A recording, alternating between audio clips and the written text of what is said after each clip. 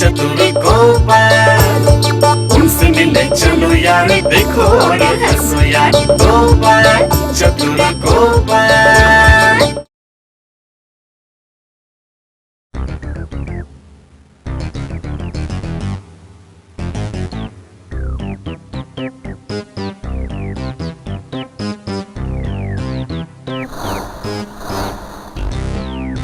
जहांपना, क्या आपने हमें याद किया? अच्छा, तुम कैसे वजीर हो मेरे यहाँ?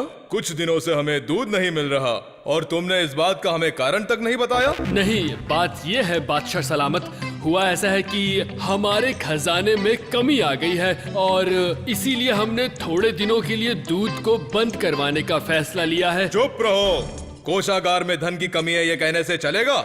नहीं जहांपना। तो तुम ही बताओ इसे पूरा कैसे किया जाए, ये बात भी तो सोचो, या उसके लिए मुझे ही तुम्हें दिमाग देना पड़ेगा? हाँ, दिमाग लगा कर हल निकलेगा, तब तो हो गया काम। क्या कह रहे हो वजीर? मैं ये कह रहा था जहांपना, राज्यों से आने वाले लगान में बढ़ोतरी की मांग कर दीजिए, फिर देखिएगा आपका खजाना रातों रात दुगना हो जाएगा। वाह वाह वाह वाह वाह, क्या दिमाग लगाया है! इसके लिए तो मैंने तुम्हें यहाँ रखा है, वरना मैं ही दिमाग लगाकर इसका हल निकाल नहीं लेता। नहीं नहीं जहांपना, मेरे रहते हुए आप क्यों अपना दिमाग लगाएंगे? ऐसा ना हो अपना दिमाग लगाने के चक्कर में जो बचे वाले हैं वो भी उड़ जाएं। तो फिर दूध भेजो चारों तरफ, और हाँ, राजा कृष्णचंद्र को ये खबर भेज दो कि कुछ ही दिनों के अंदर मैं उनके होदलपुर शहर में जाऊंगा। पर क्यों जहांपना, आपको वहाँ से मिट्टी के खिलौने खरीदने हैं? अरे नहीं नहीं नहीं नहीं, वहाँ मैं अपना एक पुतला बैठाऊंगा। एक तो जिंदा नवाब से लोग परेशान हैं, ऊपर से पत्थर का नवाब, इसकी नवाबी देखकर बदन में आग लगती है। तुमने कुछ कहा? मैं सोच रहा था कि हमें दूध भेजना होगा, अभी दूध को रवाना कर देते हैं। ऐसा होना चाहिए प्रभु भक्त को। नहीं नहीं नहीं नहीं नहीं, नवाब के भक्त वजीर को। हाँ, अभी मैंने सही कहा ना?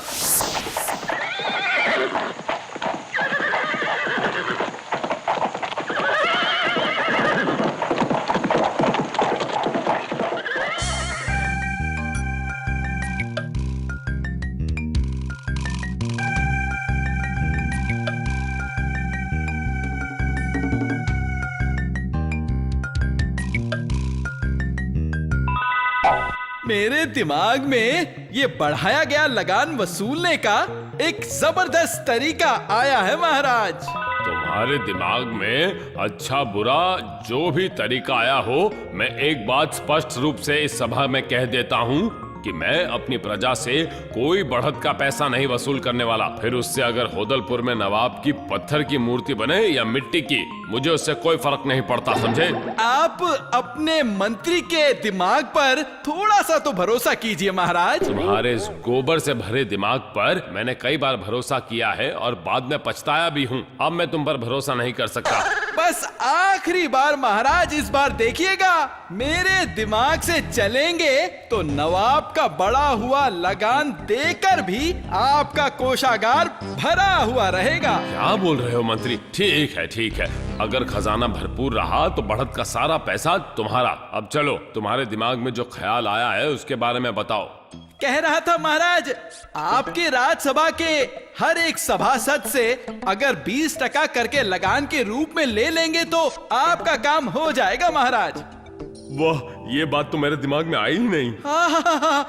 आप क्यों सोचेंगे, उसके लिए तो मैं और मेरी ये बुद्धि से भरपूर दिमाग आपकी सेवा में हाजिर है। ठीक है, तुम्हारी ये सलाह मुझे मंजूर है। पर महाराज, आपके राज्यसभा के सभी सभासद बहुत ही कंजूस हैं। तो उससे क्या है, तुम जिम्मेदारी लो ना उनसे ये लगान वसूल करने की।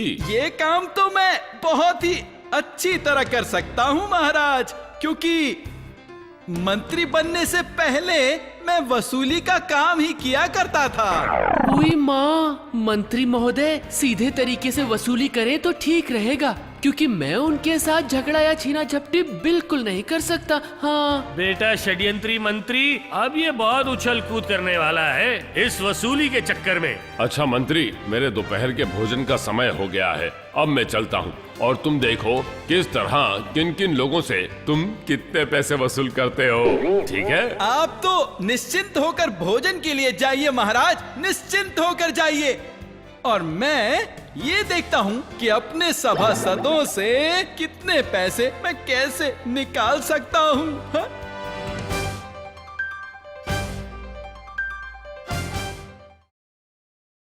अब ये मंत्री तो पैसा वसूलने के चक्कर में जो मर्जी आएगा वही करेगा। मैं अपना बचा कुचा पैसा अंदर डाल लेता हूँ।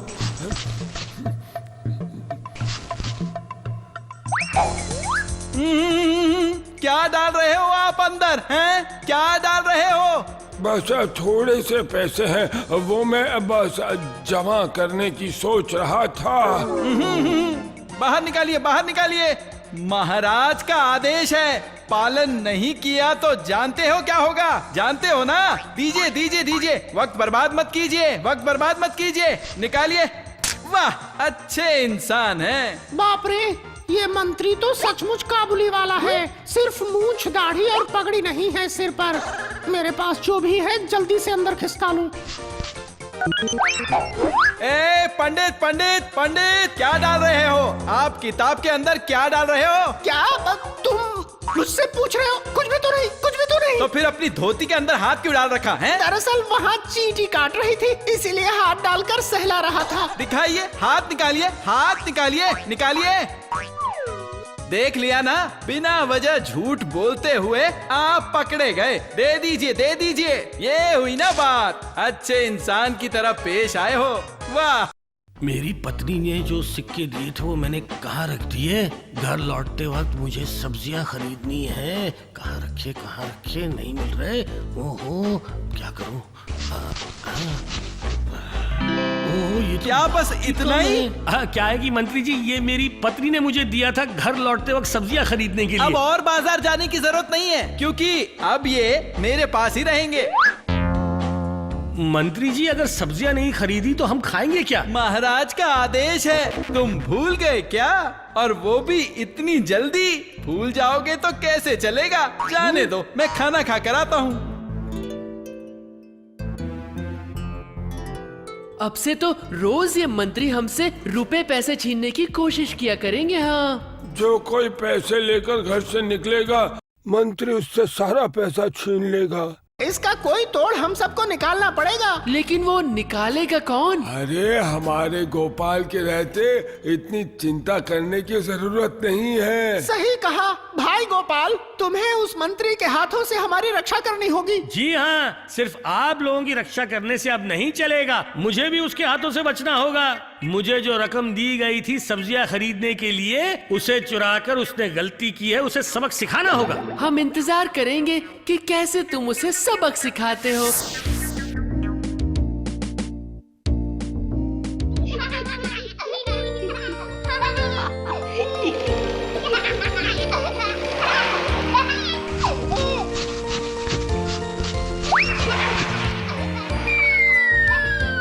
अब मेरी बारी है, मैं बैठूंगा उस पर। और उसके बाद मैं। नहीं दीदी, पहले हम छोटों को मौका मिलना चाहिए। अच्छा ठीक है, मैं आखिर में बैठ जाऊंगी।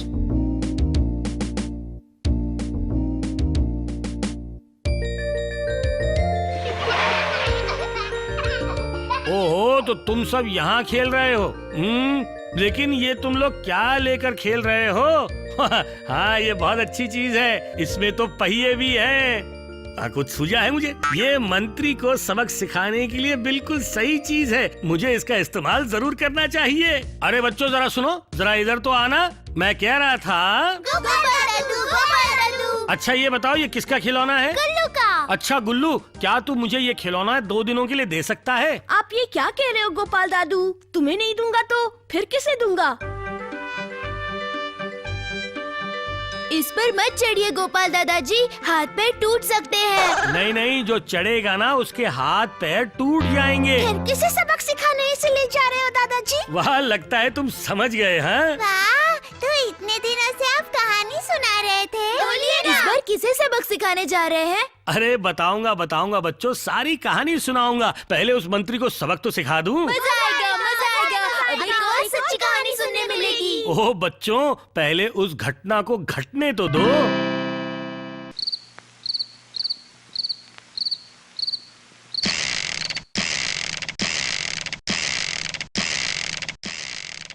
अरे आपको हुआ क्या है? कल से देख रही हूँ जब भी वक्त मिलता है एक खिलौने की गाड़ी लेकर आप बैठे हुए हो। वो सब तुम्हारी समझ में नहीं आएगा। मैं आपकी तरह बच्ची नहीं हूँ ना, समझकर फायदा भी नहीं। बस फिर से कोई जवाब नहीं है। मुझे सिर्फ ये डर लग रहा है इस अधेड़ उम्र में बच्चों की तरह गाड़ी से खेल रहे हो। आपका दिमाग तो ठिकाने पे है ना? ओ भगवान, मैं अपने हथियार को धार दे रहा हूँ। यूँ समझो हथियार की जांच कर रहा हूँ। किसका वध करने जा रहे हैं आप? वो तो युद्ध समाप्त होने के बाद ही पता चलेगा। पूरा दिन इस गृहस्थी में युद्ध कर करके इस लड़ाई में मेरी हड्डी पसली एक हो गई है। इसलिए कौन कहाँ किसके साथ युद्ध करेगा ये जानने की मेरी कोई भी इच्छा नहीं है। अच्छा सुनो भगवान, ओ ये तो सो गई, ऊपर से खराटे भी भर रही हैं। मेरी पत्नी वाकई है बड़ी निराली, हर बात में पति को देती है गाली।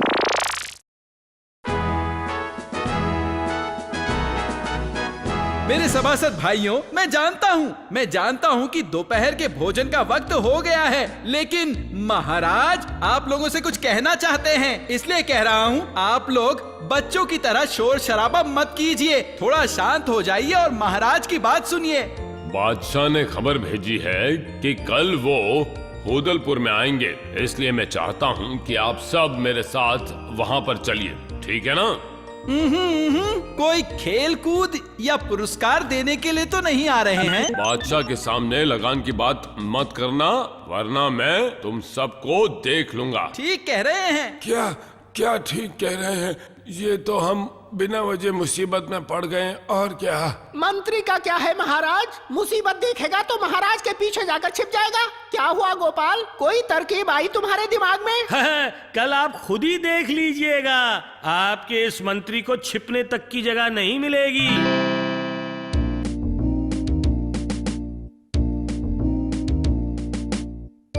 राजा कृष्णचंद्र, मैं सचमुच आपके ज्यादा लगान देने पर बहुत बहुत खुश हूँ।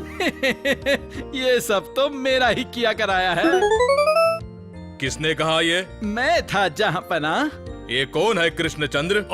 ये तो हमारा मंत्री है। तुम्हारा नाम सिर्फ मंत्री नहीं है तो क्या होगा? एक बकवास मंत्री। अच्छा, वो मैं कह रहा था कि आपकी पत्थर की मूर्ति बनाने में काफी खर्चा आ जाएगा। तो उसमें क्या है, जिस तरह तुमने ज्यादा लगान की व्यवस्था कर ली उसी तरह तुम हमारी मूर्ति के लिए पैसे इकट्ठा करो। अपने सभासदों की तनख्वाह का हिस्सा काटकर मैंने लगान का पैसा तो वसूल कर लिया है, पर हो जाएगा महाराज, हो जाएगा, वो दिमाग भी मेरे पास है। वो देखो, तुम्हारा ये बकवास मंत्री कह रहा है कि हो जाएगा और आप फिर भी घबरा रहे हो। दिल तो कर रहा है कि उस मंत्री को तालाब में डुबो कर अच्छी तरह पानी पिलाऊं। गोपाल, अब तुम ही कुछ कर सकते हो, अपना कमाल दिखा दो ना। हाँ, अब बहुत सह लिया मैंने।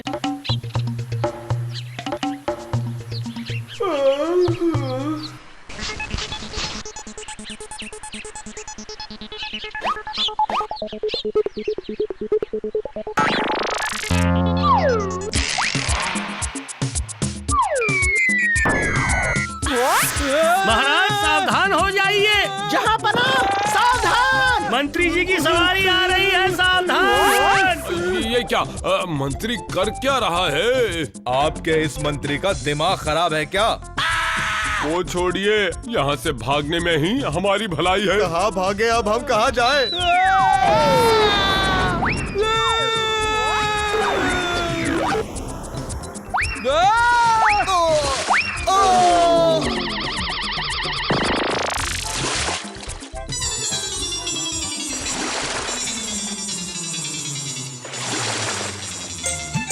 वो बदमाश बेवकूफ मंत्री कहाँ गया? उस बेवकूफ को पानी में फेंक दूंगा अपनी मूर्ति ढूंढने के लिए।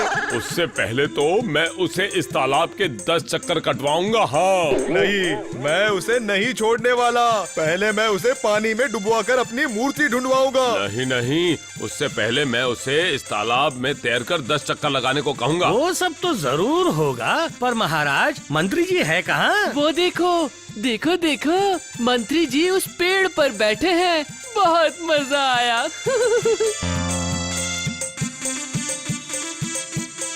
ये क्या मंत्री जी, आप वहाँ पेड़ पर कैसे चढ़ गए हैं? सिर्फ डर के मारे नहीं, दुगने डर के मारे। एक तरफ खड़े थे नवाब, दूसरी तरफ महाराज। उतर कर आइए। नहीं नहीं नहीं नहीं, उतर गया तो एक मुझे पानी में तैराते रहेंगे, दूसरे मुझे पानी में डुबाते रहेंगे। नहीं बाबा, नहीं नहीं नहीं। मंत्री, अब नीचे भी उतर आओ, वरना मैं पेड़ पर चढ़कर तुम्हें तालाब में फेंक दूंगा। आप एक काम कीजिए कृष्णचंद्र जी, पेड़ पर चढ़कर उसे इस पानी में धक्का मार दो। देखता हूँ कहाँ भागता है। अरे बाप रे, अब क्या करूं? तालाब के किनारे महाराज हैं और तालाब के अंदर नवाब। बचाओ बचाओ, कोई तो मुझे आकर बचाओ। महाराज और नवाब मिलकर मुझे कच्चा चबा डालेंगे। बचाओ। अब देखिए कैसा लगता है मंत्री जी। इस वक्त जरूर मेरे बच्चे खेल के मैदान में होंगे, मैं वहीं चलता हूँ। क्या हुआ बिट्टू? गोपाल दादाजी ने तुम्हारी गाड़ी वापस दी क्या? नहीं दी। तो फिर उन्होंने जिस काम के लिए उसे लिया था वो अभी तक नहीं हुए?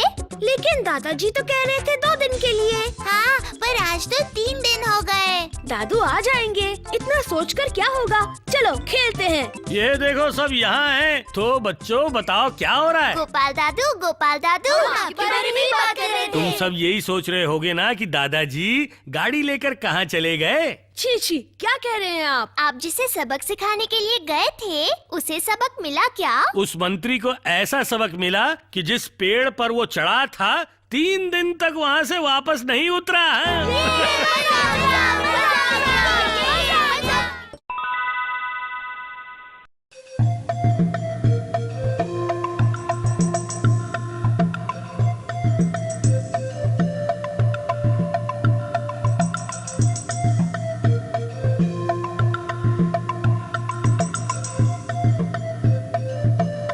मैं आपकी सेवा में हाजिर हो गया महाराज। अरे गोपाल, तुम तो खबर मिलते ही पहुंच गए। मेरा पहले प्रणाम स्वीकार कीजिए। प्रणाम उससे जिसे आपने मेरे पास भेजा था। वो आदमी कह रहा था कि आप पूरी रात एक गंभीर सोच में थे। हाँ, और मैं पूरी रात सोया भी नहीं। जी हाँ, हम सबके रहते आपको वैसे सोचने की क्या जरूरत पड़ गई? एक इंसान बहुत बड़ी मुसीबत में है।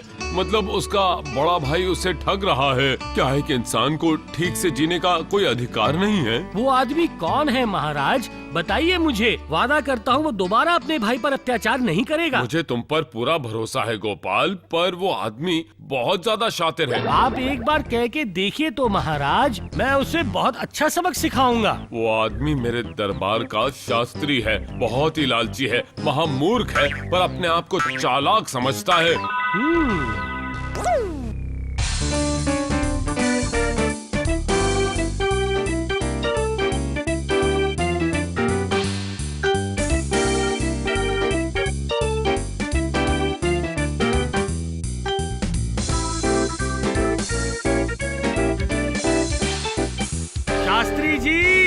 शास्त्री जी, क्या आप घर पर हैं? अरे कौन है भाई सुबह सुबह? मैं घर पर नहीं रहूंगा तो क्या इधर उधर भटकता फिरूंगा? कौन हो भाई तुम? सीधे शास्त्री जी के घर पर आ गए। तुम्हारी क्या शामत आ गई जो तुम मुझे पुकार रहे हो? मैं गोपाल आपसे मिलने आया था शास्त्री जी। अरे आप गोपाल भाई महाशय, इस गरीब की कुटिया में? बोलिए क्या बात है, क्या सेवा करूँ आपकी? एक एक करके मैं आपके सब सवालों का जवाब दूंगा शास्त्री जी। मैं आज सुबह ही राजमहल गया था। क्यों क्यों क्यों? कोई इनाम मिलने वाला था क्या आपको? नहीं नहीं शास्त्री जी, मैं गया था छुट्टियां मांगने। मुझे एक काम से बाहर जाना है। तो ऐसा बोलो, मुझे तो लगा कि... पहले मेरी बात सुनिए। वहाँ जाकर मुझे कुछ समझ में आया। क्या समझ गए आप? मैंने तो छुट्टियां मांगी थी, पर महाराज ने कहा नहीं मिलेंगी। नहीं मिलेगी? हाँ, और साथ में ये भी कहा कि अगर जाना है तो वापस मत आना, और शास्त्री जी से भी कह देना कि आने की जरूरत नहीं। ये सब क्या बुरी खबर सुना रहे हो भाई साहब? मैंने ऐसा क्या कर दिया? मत जाइए आप, आपका काम अभी रहने दीजिए। जाना पड़ेगा, मेरा सगा संबंधी था शास्त्री जी, मेरा एक और इकलौता भाई था शास्त्री जी, उसकी पत्नी का भी देहांत हो गया, जाना तो पड़ेगा। ये क्या, कहाँ चल दिए? भाई साहब कुछ तो उपाय बताइए। मैंने ऐसा क्या अपराध किया मेरे भाई? कुछ तो बताइए। देखता हूँ शास्त्री जी, आज के दिन सोचता हूँ, हो सके तो शाम को मेरे घर पर आ जाइएगा, सोचकर कुछ हल निकालता हूँ।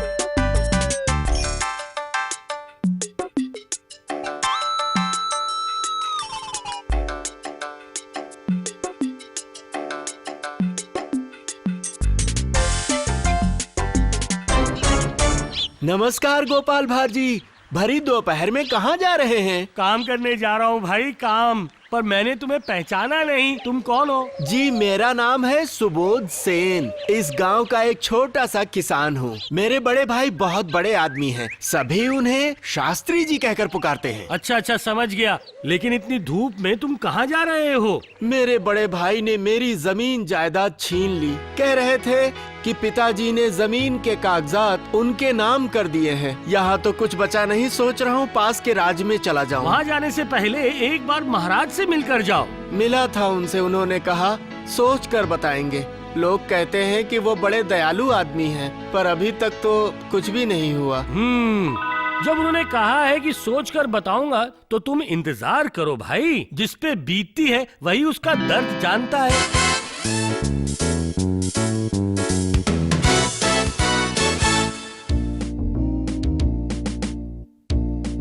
जो सहता है वही रहता है। गोपाल दादू ने कहा था आज वो हमें एक नई कहानी सुनाएंगे। जो सहता है वही रहता है। सब लोग यहाँ आ गए हैं, पर गोपाल दादू ही नहीं आए। वो तो मेरा उनके साथ एक बहुत जरूरी काम है। मुझे तो कहा था यहाँ आने के लिए। जब उन्होंने कहा है तो वो जरूर आएंगे। तब तक आप अपनी कहानी सुनाइए। हाँ, आप सुनाइए ना। ए परी, तू ही कहानी शुरू कर। हाँ, तू ही शुरू कर। गोपाल बाबू कहानी समझ जाएंगे, आप शुरू कीजिए। एक गांव में दो भाई रहते थे। बड़ा भाई बहुत चालाक था और छोटा भाई सीधा साधा। उनकी माँ नहीं थी, सिर्फ पिताजी थे जो बूढ़े होकर मर गए थे। यही कहानी तो मैं तुम्हें सुनाने जा रहा हूँ बच्चों। ये मेरी जिंदगी की कहानी है, समझ गए? मैं ही वो छोटा भाई हूँ। हाँ, हमारे पिताजी के देहांत के बाद एक दिन मेरे बड़े भाई ने कहा, अब ध्यान से सुन गोपाल, पिताजी मरने से पहले हमारा ये घर, जमीन, जायदाद सब मेरे नाम कर गए। अब तू यहाँ से निकल जा। ये क्या? अब मैं कहाँ जाऊँगा? तो इसमें मैं क्या करूँ? तू खुद ही सोच, तुझे कहाँ जाना है। जब तक कोई आसरा नहीं मिले, मैं वो बाहर के आंगन के तबेले में रह सकता हूँ। क्या तू तबेले में रहेगा? ठीक है, छोटा भाई है तू मेरा, अब तुझे ना भी नहीं कर सकता। और उसी दिन से बच्चों में रहने लगा घर के तबेले में। 4 गाय थीं, 2 बछड़े। एक बछड़ा पूरी रात मेरे शरीर को चाटता रहा। सुबह सुबह वो छोटा बछड़ा भागने लगा, मैं भी भागने लगा उसके पीछे पीछे। जंगल के बीचों बीच से वो दौड़ने लगा। एक पेड़ के नीचे पहुंचकर मैंने उसे पकड़ लिया। कितना प्यारा बछड़ा है। मैं अब थक गया हूँ। तू मेरा प्यारा बछड़ा है ना? तू यहाँ से कहीं भी मत जाना। हाँ, कहीं भी मत जाना, यहीं पर रुकना। ये मेरी सारी बात समझ रहा है। मैं थोड़ा सो जाता हूँ।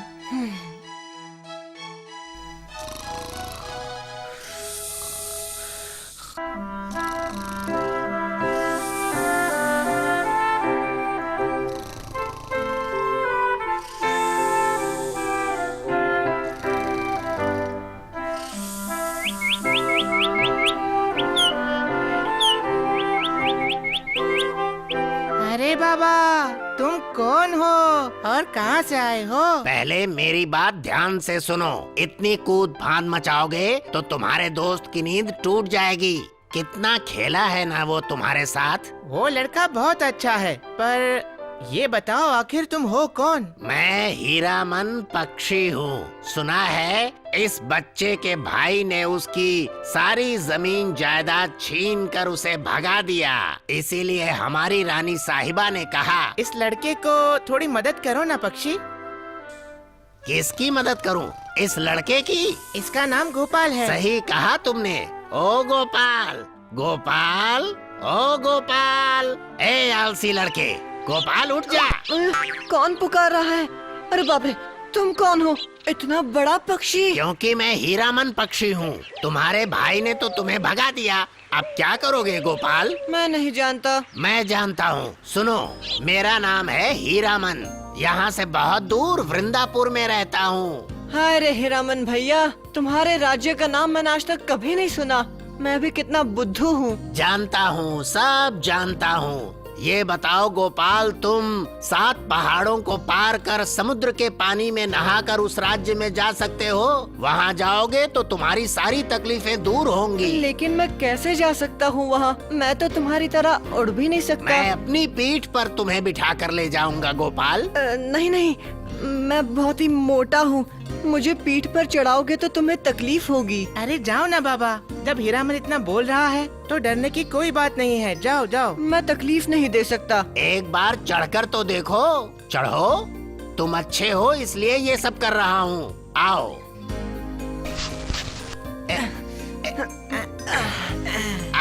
अभी मेरे सर पर की चोटी पकड़ लो, कस कर पकड़ लो। अब मैं उड़ने जा रहा हूँ। और उसी के साथ हीरामन उड़ने लगा। पेड़ पौधे, नदी नाले, जमीन पहाड़ सबको पीछे छोड़कर दूर आसमान में बादलों के बीच उसने कहा, अगर डर लगे तो आंखें बंद कर लेना। लेकिन जब मैंने आंखें खोली तो देखा कि मैं नदी के ऊपर से जा रहा हूँ। बादलों के झुंड इधर उधर हमारे चारों तरफ थे। अब हम लोग नीचे उतर रहे हैं। वो देखो, वो बड़ी सी पहाड़ी। उसी पहाड़ी के पीछे एक पत्थर की गुफा से हमारे राज्य की सीमा शुरू हो जाती है। ध्यान से देखो। आओ, सुनो, ध्यान से सुनो। वो जो वहाँ एक बड़ा पत्थर दिख रहा है, उसके सामने जाकर खड़े हो जाओ। खड़ा हूँ मैं। अब खूब जोर से चिल्ला कर बोलो, जो सहता है वही रहता है। जो सहता है वही रहता है।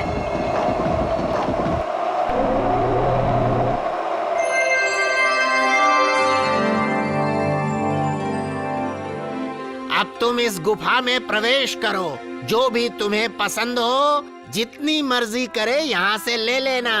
तुम्हारे सारे दुख खत्म हो जाएंगे। कितने हीरे मोती गहने बिखरे थे वहाँ। हीरामन पक्षी ने मुझसे कहा, जितनी मर्जी चाहे ले लो, पर मैं इतने में ही संतुष्ट था, क्योंकि इन्हें पाकर मेरे दुख दूर हो जाएंगे। क्या हुआ गोपाल? थोड़े और सोने गहने तो ले लो।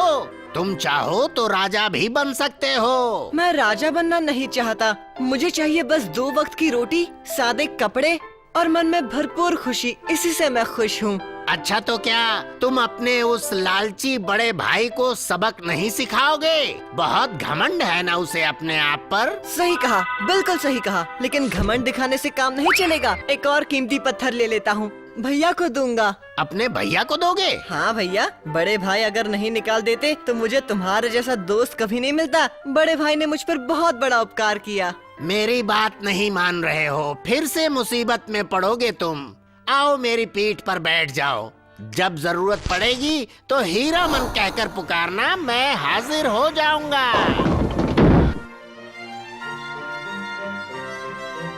हीरामन के पीठ पर सवार होकर मैं फिर से आसमान में उड़ने लगा। बादलों के बीचों बीच से सूरज, चांद, सितारे अपनी रोशनी से पूरे ब्रह्मांड पर छा गए थे। पहाड़ों और नदियों के ऊपर से वो उड़ रहा था। अब हम लोग लौट कर आ रहे थे। सब जाना पहचाना लग रहा था, सभी कुछ। चलता हूँ दोस्त। तुम्हारे जैसा दोस्त सभी के पास हो तो कितना अच्छा हो। हाँ, लेकिन तुम्हारे बड़े भैया से तुम मिलो ना। उन्होंने मुझ पर बहुत बड़ा उपकार किया है, इसलिए पहले मैं बड़े भैया के पास जाऊंगा और उनको बड़ा वाला हीरा भेंट करूंगा। वो मेरे बड़े भाई है, उनके बिना मैं कैसे खुश रह सकता हूँ? बोलो। क्या कहा तूने? इतना बड़ा एक नीला हीरा तुझे ऐसे ही मिल गया? मैं तेरा बड़ा भाई हूँ, मुझे बेवकूफ मत बना, सच बता। छे, आप मेरे बड़े भाई हो। वो परोपकारी मेरा दोस्त हीरामन पक्षी मुझे लेकर गया एक बड़ी गुफा में, जहाँ पर बहुत सारा खजाना है। खजाना है? हाँ, घड़े भर भर कर सोने के सिक्के। सोने के सिक्के? तो सब क्यों नहीं लेकर आया? बड़ा बुद्धू है तू। लेकिन इतने सारे मुझे चाहिए ही नहीं। तुझे नहीं चाहिए तो क्या हुआ, पर मुझे तो चाहिए। मुझे वहाँ ले चल, अभी क्या अभी। मुझे रास्ता नहीं पता। फिर तो मैं कोतवाली में खबर कर दूंगा। चोर कहीं के नकली माल लेकर मुझे ठगने आया है। तेरी इतनी हिम्मत गोपाल? नहीं, गोपाल ने झूठ नहीं कहा। मैं तुम्हें भी वहाँ ले जा सकता हूँ। अब आए ना बच्चे तू रास्ते पे। मुझे तुझ जैसों से काम निकलवाना बहुत अच्छे से आता है। अब तू यहीं आंगन में रुक, मैं कुछ बोरियां लेकर आता हूँ। हाँ, लेकिन वजन बहुत हो जाएगा। होने दे, होने दे, मैं जाऊंगा। 10-10 बोरियां लेकर जाऊंगा। अब बहस मत कर। सोने के सिक्के लाऊंगा मैं, सोने के सिक्के बोरियां भर भर के। और इसी के साथ बच्चों, बड़े भैया हीरामन के पीठ पर सवार होकर निकल पड़े। वही पुरानी कहानी, जंगल, पहाड़, नदी, नाले पार करके बादलों के बीच से गुजरना, अंत में वही पत्थर के गुफा के सामने खड़ा होकर चिल्लाना, जिस पर बीतती है वही उसका दर्द जानता है। उसके बाद गुफा का दरवाजा खुलता है, मेरे बड़े भैया उसमें प्रवेश करते हैं और पूरी शाम तक बोरियों में वो हीरे जवाहरात भरते हैं। बोरियां भरने के बाद वो हीरामन के पीठ पर सवार होकर उड़ निकलते हैं। नहीं ढो पा रहा हूँ भैया, नहीं ढो पा रहा हूँ। सुनो बड़े भैया, मेरे सीने में दर्द हो रहा है। तुझे उड़ना पड़ेगा, तुझे मुझे वहाँ पहुँचाना है। कोशिश कर, कोशिश कर। नहीं ढोया जा रहा। नहीं ढोया जा रहा मतलब? लगता है तू ऐसे नहीं मानेगा, तो ये ले। तो बच्चों, भैया की लालच की वजह से वो गिरकर डूब गए। नदी में उनकी लाश नहीं मिली और ना ही कोई उन्हें ढूंढ पाया, और हीरामन वहाँ से उड़कर अपने राज्य में चला गया। और पता है जाते जाते उसने क्या कहा बच्चों? जो सहता वो रहता, जो नहीं सहता वो नहीं रहता। हाँ, और उसके बाद मैं भी अपनी गांव की तरफ निकल पड़ा, क्योंकि मेरा मन वहाँ नहीं लगा। घूमते घूमते मैं नवद्वीप पहुँच गया, जहाँ महाराज कृष्णचंद्र ने मुझे सहारा दिया। अरे अरे, क्या हुआ आपको? बताइए ना, क्या हुआ? क्या हुआ शास्त्री जी, आप आखिर रो क्यों रहे हैं? मैं एक बहुत ही बुरा इंसान हूँ गोपाल बाबू। मैंने बहुत ही गलत काम किया है। मेरे भाई सुबोध को मैंने बहुत तकलीफ पहुंचाई है। मैंने पाप किया है। क्या कह रहे हो शास्त्री जी? हाँ वैज्ञानिक जी, मुझे जाकर अपने भाई से क्षमा मांगनी पड़ेगी। मैं पापी हूँ। चलता हूँ गोपाल बाबू, आपने मेरी आंखें खोल दी। सच कहता हूँ मैं। महाराज जी मेरे जैसे पापी को क्यों रखेंगे अपनी राजसभा में? हाँ, चलता हूँ मैं। भूलिएगा मत शास्त्री जी, जिस पर बीतती है वही उसका दर्द जानता है। जैसा कि मैंने आपको बताया, जो इस संसार में सह सकता है वही यहाँ जी सकता है। धन्य हो गोपाल, जय हो तुम्हारी। तुमने तो एक सही सबक सिखा दिया। जो सहता है वही रहता है, और जो नहीं सहता वो नहीं रहता। धन्य हो। क्या कहानी सुनाई तुमने गोपाल। आओ मेरा ये पुरस्कार स्वीकार करो। तुमने तो आज मेरी एक बहुत बड़ी परेशानी हल कर दी। शुक्रिया।